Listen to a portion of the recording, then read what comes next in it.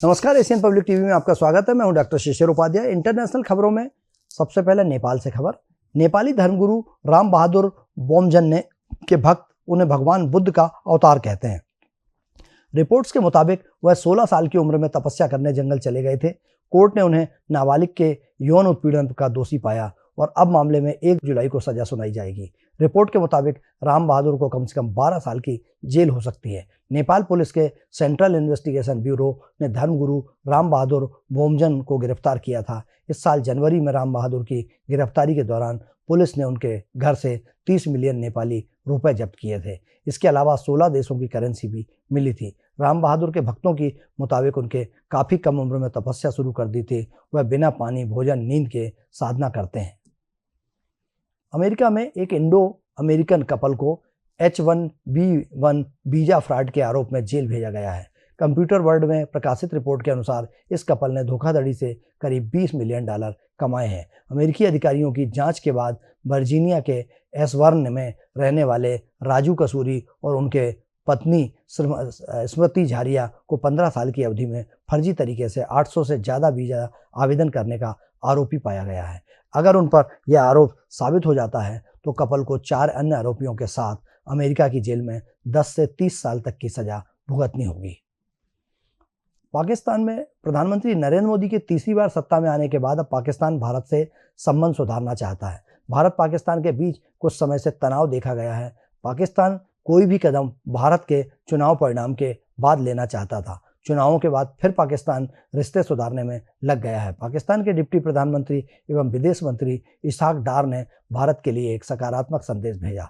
उन्होंने कहा कि उनका देश निरंतर शत्रुता में विश्वास नहीं रखता है। इसके लिए उन्होंने बीजेपी नेतृत्व वाली मोदी सरकार 3.0 में भविष्य के संबंधों पर गंभीर चिंतन करने का आग्रह किया है। केन्या के राष्ट्रपति विलियम रूटो आर्थिक हालातों को सुधारने का वादा करके सत्ता में आए थे, लेकिन राजधानी नैरोबी में हुई घातक हिंसा दिखाती है कि वह धीरे धीरे अपना समर्थन खो रहे हैं।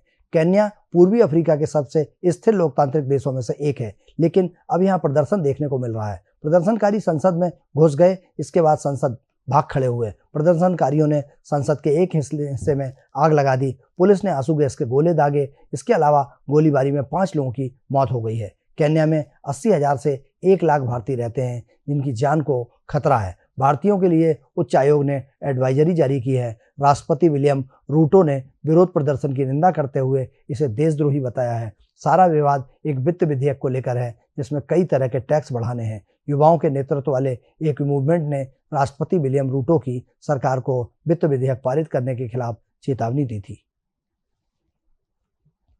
अमेरिका और दक्षिण कोरिया के साथ तनाव के बीच उत्तर कोरिया ने एक बार फिर बैलिस्टिक मिसाइल दागी है। जापान के प्रधानमंत्री कार्यालय ने सोशल मीडिया मंच एक्स पर यह जानकारी दी है।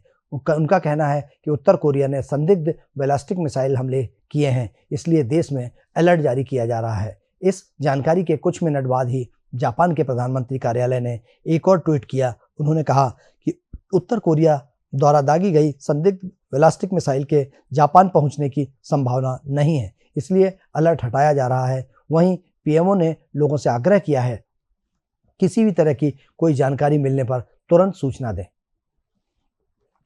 अमेरिकी राजदूत एरिक गारसेटी ने एक बार फिर भारत और अमेरिका के संबंधों पर बात की है। उन्होंने कहा कि मोदी सरकार के तीसरे कार्यकाल के दौरान अब महत्वाकांक्षी भारत अमेरिका के साथ मिलकर काम करेगा, तभी रक्षा साझेदारी, अहम उभरती प्रौद्योगिकी और आर्थिक समृद्धि में प्रगति हासिल की जा सकती है। प्रधानमंत्री नरेंद्र मोदी भाजपा और सत्तारूढ़ एनडीए गठबंधन को बधाई देते हुए गारसेटी ने कहा कि मोदी का तीसरा कार्यकाल द्विपक्षीय संबंधों के सपनों को हकीकत में बदलने का समय है। उन्होंने एक इंटरव्यू में कहा, मुझे लगता है कि मोदी 3.0 में हमारे लिए अपने सपनों को साकार करेंगे और उन्हें हकीकत में बदलने का समय है।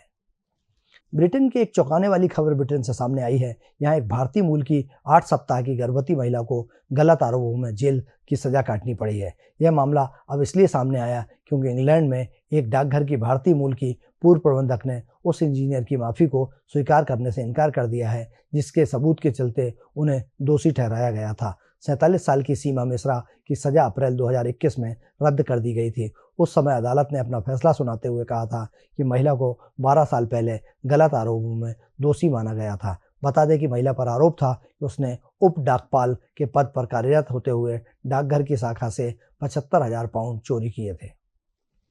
भारत ने संयुक्त राष्ट्र महासभा में कहा कि संयुक्त राष्ट्र सुरक्षा परिषद की वार्षिक रिपोर्ट में अंतर्राष्ट्रीय शांति और सुरक्षा बनाए रखने के लिए उठाए गए कदमों की जानकारी, प्रकाश और विश्लेषण होना चाहिए, मगर रिपोर्ट पर बिना किसी तथ्य के बहस करना एक प्रथा बन गई है। संयुक्त राष्ट्र में भारत के स्थायी मिशन में मंत्री प्रतीक माथुर ने वार्षिक रिपोर्ट पर यूएनजीए की चर्चा में यह बयान दिया। उन्होंने सारी स्थायी और अस्थायी सदस्यों के विस्तार के साथ सुरक्षा परिषद में व्यापक सुधार की आवश्यकता पर बल दिया है। ब्रिटेन के प्रधानमंत्री की सुरक्षा में कथित चूक का मामला सामने आया है। रिपोर्ट के मुताबिक प्रधानमंत्री के घर में जबरन घुसने का प्रयास करने वाले लोगों को स्थानीय पुलिस ने गिरफ्तार किया है। प्रधानमंत्री के आवासीय परिसर में अनधिकृत प्रवेश के आरोप में 4 लोगों को गिरफ्तार किया है। 4 लोगों में एक प्रेस फोटोग्राफर भी शामिल है। उत्तरी यॉर्कशायर पुलिस ने बताया कि उत्तरी इंग्लैंड में प्रधानमंत्री ऋषि सुनक के कंट्री स्टेट परिसर में घुसने के बाद 4 लोगों को गिरफ्तार किया गया है। पुलिस के मुताबिक दोपहर के बाद हिरासत में लिए गए जाने के बाद मामले की गंभीरता को भांपते हुए चारों लोगों को अवैध प्रवेश के संदेह में गिरफ्तार कर लिया गया। बांग्लादेश की प्रधानमंत्री शेख हसीना ने कहा है कि उनका देश सीमा पार तीस्ता नदी पर जलाशय से जुड़ी एक बड़ी परियोजना के लिए भारत और चीन के प्रस्तावों पर गौर करेगा और बेहतर प्रस्ताव को स्वीकार करेगा। प्रधानमंत्री नरेंद्र मोदी के निमंत्रण पर पिछले हफ्ते भारत की यात्रा कर चुकी हसीना ने अपने दौरे को बहुत उपयोगी बताया। उन्होंने कहा कि भारत के शीर्ष नेतृत्व के साथ उनकी वार्ता के परिणाम मौजूदा द्विपक्षीय संबंधों को मजबूत करने और सहयोग के नए रास्ते खोलने में महत्वपूर्ण भूमिका निभाएंगे।